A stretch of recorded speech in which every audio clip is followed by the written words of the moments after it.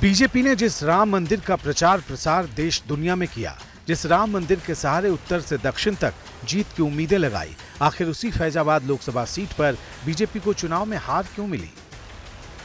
ये वो सवाल है जो बीजेपी के बड़े बड़े नेताओं को बेचैन कर रहा है। अब जब हार हुई है तो इसका पोस्टमार्टम भी जरूरी है और इसी के लिए टीमें गठित हो चुकी हैं। यूपी बीजेपी अध्यक्ष भूपेंद्र चौधरी ने बुधवार को अयोध्या में हार की समीक्षा की। फैजाबाद लोकसभा क्षेत्र में अयोध्या समेत 5 विधानसभा सीट है। 2022 में हुए विधानसभा चुनाव में बीजेपी ने 5 में से 4 सीटें जीती थी। सिर्फ मिल्कीपुर में समाजवादी पार्टी के अवधेश प्रसाद चुनाव जीते और उन्होंने ही लोकसभा चुनाव में बीजेपी को पस्त कर दिया। हालात ये बन गए कि अयोध्या को छोड़कर बाकी सभी 4 विधानसभा सीटों में बीजेपी पीछे रह गई।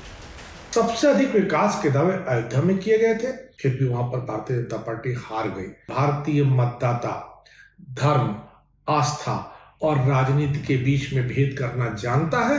भारतीय जनता पार्टी जो बहुसंख्यक बनाम अल्पसंख्यक की पॉलिटिक्स करती है, वो जातीय पॉलिटिक्स में उतरी। सपा और कांग्रेस के पिच पर खेलने गई, जहां उसकी सफलता शून्य कही जानी चाहिए। यूपी में बीजेपी की हार तो 40 से ज्यादा सीटों पर हुई है, लेकिन सबसे ज्यादा तकलीफ अयोध्या की महसूस की जा रही। माना जा रहा है कि 25 जून को बीजेपी के नेता ये रिपोर्ट तैयार कर लेंगे कि आखिर किन वजहों से यूपी में बीजेपी को इतना बड़ा नुकसान हुआ।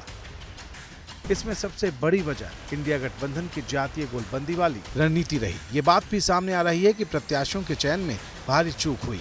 अति आत्मविश्वास और आरक्षण पर किया गया विपक्ष का प्रचार भी बीजेपी पर भारी पड़ गया।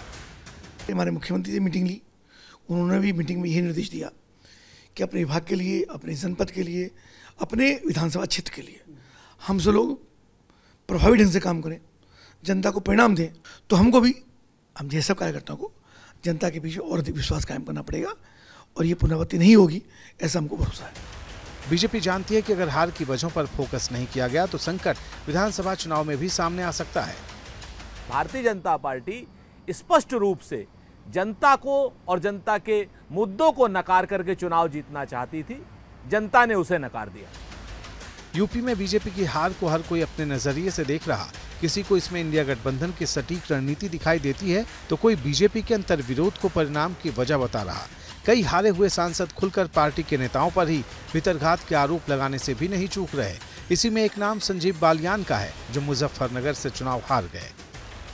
इस बार चुनाव में जो है पहले दिन से ही लग रहा था कि संजीव बालियान का विरोध जो है वो लगातार बढ़ रहा था। एक विरोध था, कारण तो बहुत सारे हैं, अलग अलग कारण हैं, लेकिन कई मूल कारण जो अब तक नजर आए हैं।